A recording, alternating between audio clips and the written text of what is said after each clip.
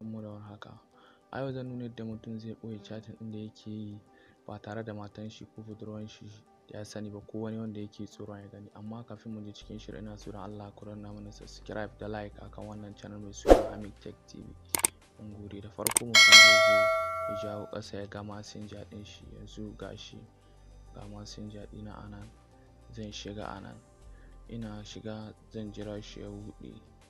Idan ya buɗe zai kawo ka wannan fuskar gashi nan za ka ga saƙonni nan da komai. To idan kana gudun wani wanda kake tsoron ya ga irin chatting ɗin da kake yi, akwai ta yanda za ka yi ka ɓoye chatting ɗin ba tare da ya gani ko da ya zo ya shigo wannan wurin ba zai iya ganin abun da kake yi ba. Da farko yanzu mutum duk wanda kake chatting da shi na sirri za ka iya ɓoye shi, wanda har sai in kai ne ka nema za ka iya gani. Yanzu misali bari in je ƙasa ga wani wanda nake so in ɓoye zan nuna muku yanda mutum zai yi. Yanzu misali gashi kamar gashi wannan in kun kula gashi nan an rubuta Kara Zainab. To yanzu misali idan a ce wannan budurwa ta ce ina chatting da ita bana so matata ta gani zan iya ɓoye chatting ɗin. Yanzu misali zan yi haka. Idan nayi haka gashi nan zai kawo ka haka. Ga malatsai nan guda uku za ka latsa su haka. Idan ka latsa gashi nan in kun kula ga fuska nan za yi nuna fuska guda shida gashi nan archive, delete, notification, ignore message ga su nan da dai sauransu. To za ka danna anan gashi. To gashi nan yanzu ka yi archive. Yanzu wannan ba ta iya gani ba ko da chatting ɗin da kuke da ita. Yanzu gashi misali.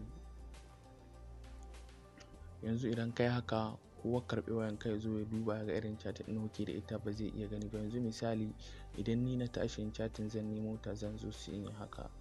Na rubuta sunanta gashi nan sai in sa Kara gashi nan in kun kula ga sunan nan nata ya bayyana haka. Gashi nan in kun kula gashi nan Kara Zainab. Yanzu misali to yanzu gashi nan sai in zo in yi haka in buɗe. To yanzu gashi nan anan duk abin da nake so in yi zan yi mata chat, zan yi mata text ta dawo man da amsa muyi chatting ba tare da wani ya gani ba. Muna gamawa sai in fito.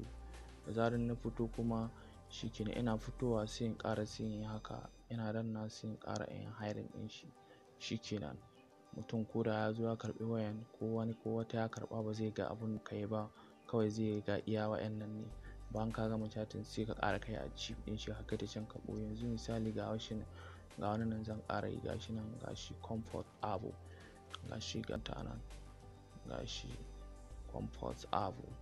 Yanzu gashi ita ma in yi haka gashi nan na ɓoye shi yanzu. To yanzu in ina son sunanta sai in zo in yi searching haka. Yanzu misali gashi sai in yi haka comfort abu gashi nan ya bayyana. To yanzu gashi nan yanzu gashi duk chatting ɗin da za mu yi da ita za ta dawo man da amsa da komai da komai. To ina gamawa da zarar na fito sai in ƙara yin haka. Ina ƙarawa gashi ga waƴannan malatsan anan gashi nan guda uku su za ka danna. Kana dannawa zai kawo ka wannan fuska. Yana kawo ka wannan fuskar gashi nan sai ka yi archive shikenan. To ko da wanda kake gudu ya ga irin abun da kake ya karɓi wayanka ba zai iya ganin chatting ɗin da kuke yi ba. Ƙarshen bidiyon mu na yau kenan mun gode. Mu haɗu a shiri na gaba sai anjima.